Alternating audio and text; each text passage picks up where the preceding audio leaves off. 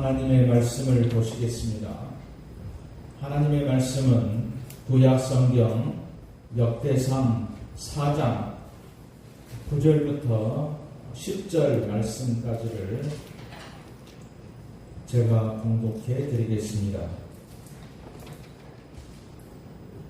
역대상 4장 9절과 10절을 봉독하겠습니다. 야베스는 그의 형제보다 귀중한 자라. 그의 어머니가 이름하여 이르되 야베스라 하였으니 이는 내가 수고로이 낳았다 함이었더라. 야베스가 이스라엘 하나님께 아뢰어 이르되 주께서 내게 복을 주시려거든 나의 지역을 넓히시고 주의 손으로 나를 도우사 나로 환난을 벗어나 내게 근심이 없게 하옵소서 하였더니 하나님이 그가 구하는 것을 허락하셨더라. 아멘. 오늘은 나를 도우소서라는 그런 제목으로 말씀을 드리도록 하겠습니다. 1977년도에 미국 ABC 방송국이 8일간 방영한 뿌리라는 드라마가 있었습니다. 이 뿌리를 미국인들이 보면서 눈물을 많이 흘렸는데 아프리카에서 노예로 끌려와서 자유를 찾는 감동적인 흑인의 이야기였습니다. 자신의 뿌리가 향수로 작용했기 때문에 미국 사람들은 감동을 받았습니다. 이 뿌리는 흑인 작가인 알렉스 헤일리가 자신의 가계를 9년 동안 추적해서 완성된 소설입니다. 주인공은 서부 아프리카 잠비아에서 노예로 잡혀온 쿤테 킨테의 이야기였습니다. 6대에 걸친 어머니의 내력을 담았고 성경에서도 이와 같은 뿌리 같은 이야기가 등장하는 것을 볼 수가 있는데 바로 역대상 오늘 본문입니다. 오늘 본문 역대상은 남왕국 유대인들이 70년간 포로 생활을 마치고 본국에 돌아왔습니다. 돌아와 보니 고향 땅에는 애국 사람들이 살고 있었습니다. 역대상은 백성들에게 이스라엘 역사의 뿌리를 인식시켜 주려고 했습니다. 역대상 1장에서 9장까지는 500명 정도의 족보 이름이 언급되고 있습니다. 44명의 이름을 열거하다가 불쑥 한 사람이 기록되고 있는데 바로 야베스라는 사람입니다. 그가 어떻게 살았는가를 역대상 4장 9절 이하에 언급하다가 다시 아무 일도 없었던 것처럼 사람들의 이름이 지루하게 열거되어 있는 것입니다. 야베스가 어떤 인물이기 때문에 이렇게 기록하고 있는가를 우리가 알아야 할 것입니다. 야베스의 의미를 보면 야베스라는 이름의 뜻은 수고로이 낳았다. 보통의 아들, 슬픔의 아들입니다. 9절에 그의 어머니가 이름하여 이르되 야베스라 하였으니 이는 내가 수고로이 낳았다 함이었더라 라고 말합니다. 새 번역에서는 그의 어머니는 고통을 겪으면서 낳은 아들이라고 하여 그의 이름을 야베스라고 불렀다고 번역을 했습니다. 매우 잘된 번역이었습니다. 그리고 유복자로 태어났습니다.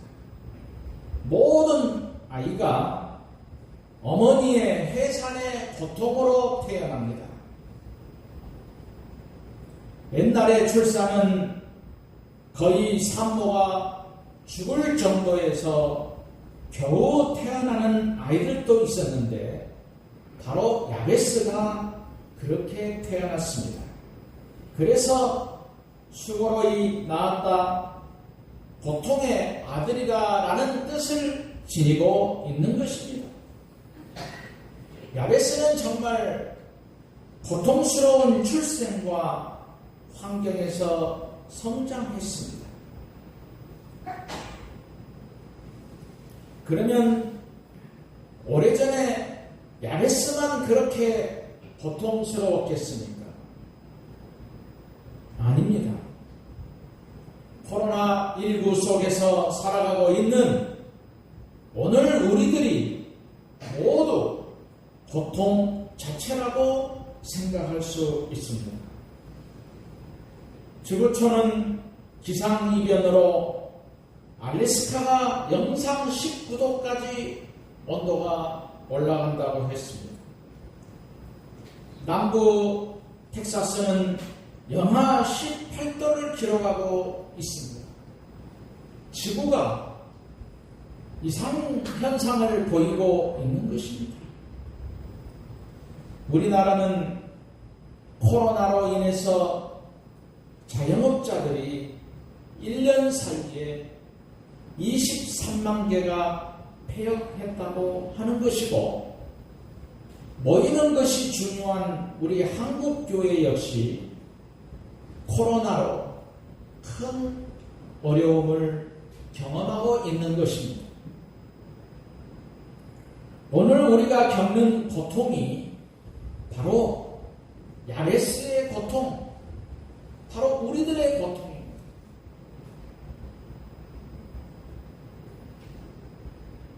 이러한 어려움과 고통 속에 사는 야베스는 누군가가 도와주지 않으면 절대로 살아갈 수 없는 사람입니다. 그래서 도움을 요청합니다. 오늘 본문 10절에 야베스가 이스라엘 하나님께 아뢰어 이르되 주의 손으로 나를 도우사 기도하고 있습니다. 물에 빠진 사람이 구조를 요청하듯이 하나님께 구조 요청을 하는 것입니다. 그런데 야베스에게 필요한 손은 작은 손이 아니고 큰 손입니다. 가장 큰 손이신 하나님의 손, 주의 손입니다.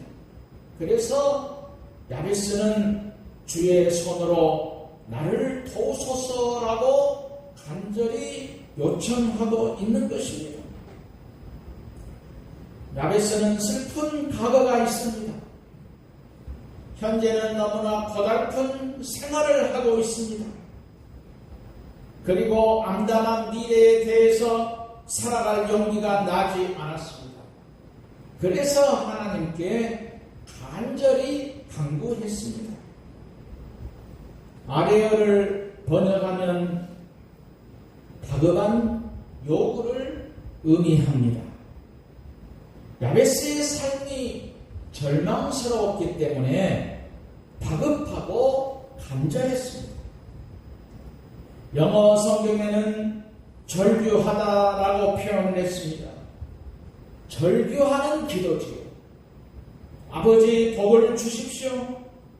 제 삶을 주장해 주십시오. 정말 복의 복을 내 인생의 삶 가운데 허락하여 주십시오. 나의 가정과 사업장의 복을 허락하여 주시고, 주여 삶이 너무 고통스럽습니다. 나를 도와주십시오. 간절히 간구했습니다. 그러면은 구체적으로 무엇을 도와달라는 기도입니까? 그것은 지역을 넓혀달라는 절규입니다. 10절에 보면 내게 복을 주시려거든 나의 지역을 넓히시고 기도합니다. 오늘 본문은 단순히 더 많은 부동산을 주시옵소서라는 의미 이상입니다. 나의 지경이 무엇입니까? 하나님께서 나에게 맡겨주신 사업, 일터, 사역을 말합니다. 즉 나의 경계를 넘어서 더 크게, 더 넓게, 더 영향력 있게를 의미합니다. 지경이 넓어지는 것은 더 크게를 말합니다. 더 큰 영향력을 발휘하게 되는 것을 의미하는 것이죠. 야베스의 기도는 왕 되신 하나님, 하나님의 영광을 위해 제게 많은 기회를 주십시오. 제가 더 많은 사람에게 선한 영향력을 끼칠 수 있게 하여 주십시오. 하나님을 위해 더 많은 일을 하게 하여 주십시오라는 기도입니다. 이왕에 한평생 살아가면서 하나님께서 주시는 복을 풍성하게 누리며 산다면 정말 좋은 일이죠. 그러므로 하나님께 우리는 기도해야 됩니다.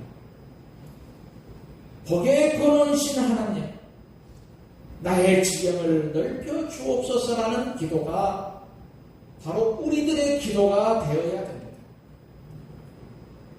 그런데 중요한 것은 복을 받고 사업장이 넓어지는 것이 무엇 때문이냐라는 그 말이죠. 목적이 무엇이냐 묻고 있습니다. 중요한 질문이지요. 그냥 나만 잘 먹고 잘 살기 이함입니까? 아니면 다른 사람에게 자랑하기 이함입니까? 여기에 대한 해답이 장로교의 요리문답 1번에 나와 있습니다. 사람이 제일 되는 목적은 하나님을 영화롭게 하고 영원히 그를 즐거워하는 것이라 말하고 있습니다. 여기에 미신과 기독교 신앙의 차이가 있습니다. 미신은 나만 잘 되면 됩니다. 그러나 기독교 신앙은 나의 지경이 넓어져서 하나님을 기쁘시게 하는 것입니다. 고린도전서 10장 31절에 그런즉 너희가 먹든지 마시든지 무엇을 하든지 다 하나님의 영광을 위하여 하라고 말씀하십니다. 하나님을 기쁘시게 하면 하나님이 우리를 또한 기쁘시게 해주시는 것입니다. 어느 건축가가 있었습니다. 연립주택이나 단독주택을 지어서 분양하는 일을 했습니다. 어떤 때는 잘 됐는데 어떤 때는 분양이 잘 안 되어서 사업이 힘들었습니다. 그 힘들 때마다 자기 부인에게 부탁하는 것이 여보 빨리 짐 싸가지고 기도원으로 올라가세요. 기도하고 오면 하나님께서 역사하셔서 집이 한 채씩 팔려 나가는 것입니다. 그러면 그 부인은 기도하기를 하나님 우리 남편이 지은 집이 팔려야 선교사님들에게 선교비를 보낼 수 있습니다. 빨리 집을 팔아주십시오. 이렇게 기도하면 응답하셨습니다. 하나님의 영광을 위한 기도에 하나님은 응답하신 것이지요. 야베스가 더 넓은 지경을 구하고 있습니다. 욕심이 많아서 그런 것 아닙니다. 하나님이 주신 복으로 하나님의 선한 일을 하기 위해서 우리가 나의 지경이 넓혀지기를 원하는 목적은 하나님께 영광 돌리기 위함입니다. 그럴 때 하나님이 우리의 지경을 더 넓게 해 주실 것입니다. 그래서 우리는 기도하기를 하나님 사업의 지경을 넓혀 주십시오. 그리하여 하나님을 기쁘시게 할 수 있는 한 해가 되게 해달라고 우리는 기도해야 하는 것입니다. 또한 야베스의 기도의 내용을 살펴보면 환난과 근심이 사라지게 해달라는 절규인 것을 볼 수 있는데 본문 10절의 말씀을 보면 주의 손으로 나를 도우사 나로 환난을 벗어나 내게 근심이 없게 하옵소서 하였더니 말씀하고 있습니다. 내가 누리고 있는 복들은 순식간에 날아갈 수가 있습니다. 삶의 태풍이 한번 불면 다 물거품처럼 없어집니다. 최근에 우리 강주의 아파트 외벽 붕괴 사건으로 9명의 사람이 희생당했습니다. 환난은 삶의 태풍입니다. 아무리 노력해도 환난이 한 번 지나가면 다 물거품이 되는 것입니다. 그래서 자동차를 운전하기 전에도 직장에서도 학교에서도 이 코로나19 상황 속에서도 하나님 나를 환난에서 지켜주십시오라는 그런 기도가 필요한 것입니다. 그러므로 야베스의 기도가 너무 중요합니다. 아무리 복을 받아서 지경이 넓혀져도 환난의 태풍이 한번 불면 내가 누리고 있는 삶의 지경이 다 날아가 버리기 때문에 이런 기도가 더욱 빛나는 것입니다. 하나님 환난을 벗어나게 하옵소서. 이 기도가 우리의 기도가 되어야 됩니다. 그런데 환난을 당하면 생기는 것이 있습니다. 바로 근심입니다. 그래서 오늘 본문 10절의 말씀에 주의 손으로 나를 도우사 나로 환난을 벗어나 내게 근심이 없게 하옵소서 하였더니 라고 말씀합니다. 이 근심이라고 하는 것이 사람의 마음을 찢어놓습니다. 아무리 좋은 음식, 좋은 집, 많은 물질을 가지고 있어도 근심이 있으면 백약이 무효입니다. 이 근심 때문에 잠을 못 이룰 때가 있습니다. 밥맛이 없습니다. 손에 일이 잡히지 않습니다. 그래서 야베스는 기도합니다. 하나님 환난을 벗어나서 근심이 없게 하옵소서. 정말 중요한 기도입니다. 야베스는 주의 손으로 나를 도와달라고 쉬지 않고 기도하신 것입니다. 오늘 예배에 참석한 우리 성도들도 야베스와 같이 환난을 벗어나서 근심이 없게 되기를 바랍니다. 사업에서도 직장에서도 가정에서도 삶의 모든 환경 속에서 환난이나 근심이 없고 평강의 은혜를 누려야 할 것입니다. 야베스의 기도의 응답을 보면은 10절 하반절에 보니까 하나님이 그가 구하는 것을 허락하셨더라라고 하셨습니다. 하나님께서는 야베스의 지경을 넓혀 주셨습니다. 환난과 근심이 없도록 지켜주셨습니다. 그래서 야베스는 고통이라는 이름을 가졌지만 어느 형제보다 귀중한 자가 되었습니다. 이것이 기도의 능력입니다.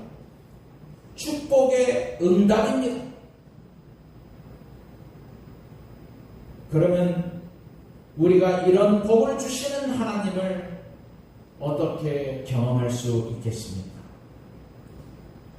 범사에 하나님을 중심으로 살아가는 사람에게 야베스의 복을 주십니다. 오늘 본문 10절에 하나님이라는 단어, 주라는 단어가 4번이나 나옵니다. 야베스가 이스라엘 하나님께 아뢰어 이르되 주께서 내게 복을 주시려거든 나의 지역을 넓히시고 주의 손으로 나를 도우사 나로 환난을 벗어나 내게 근심이 없게 하옵소서 하였더니 하나님이 그가 구하는 것을 허락하셨더라 이렇게 말씀하고 있습니다. 오직 하나님만 바라보는 사람에게 은혜를 베푸십니다. 차이코프스키의 유명한 발레곡인 백조의 호수에 보면 여성 발레리나가 32회전 푸에타가 나오는데 가달픈 여성인 발레리나가 한 다리를 높이 들고 한쪽 다리로 32회전을 하는 것입니다. 보는 사람이 감탄과 찬사를 보내고 있는데 그 상황에서 몸의 균형을 유지할 수 있는 비결이 있는데 이 사람은 회전을 시작할 때에 관객 중 한 사람을 골라서 그 한 사람을 응시하면서 회전을 한다고 하는 것입니다. 32회전을 하는 동안 그 한 사람만 응시하는 것이 넘어지지 않는 비결이다 이렇게 말하고 있습니다. 우리가 이 세상을 살아가는 동안 끊임없이 고통과 시련과 환난이 우리에게 찾아옵니다. 그러나 넘어지지 않고 일어설 수 있는 비결은 하나님만 끝까지 바라보는 것입니다. 고통과 환난 때문에 내 인생이 빙빙 돈다 할지라도 살아계시고 전능하신 우리 하나님만 온전하게 바라보면 도와주시는 것입니다. 하나님만 나의 삶의 중심이 되신다면 우리의 지경을 넓혀 주십니다. 오직 하나님이 우리 성도 여러분의 중심이 되셔서 환난에서 벗어나 근심이 없는 인생을 살아가시는 오늘의 야베스가 되시기를 주님의 이름으로 축원드립니다.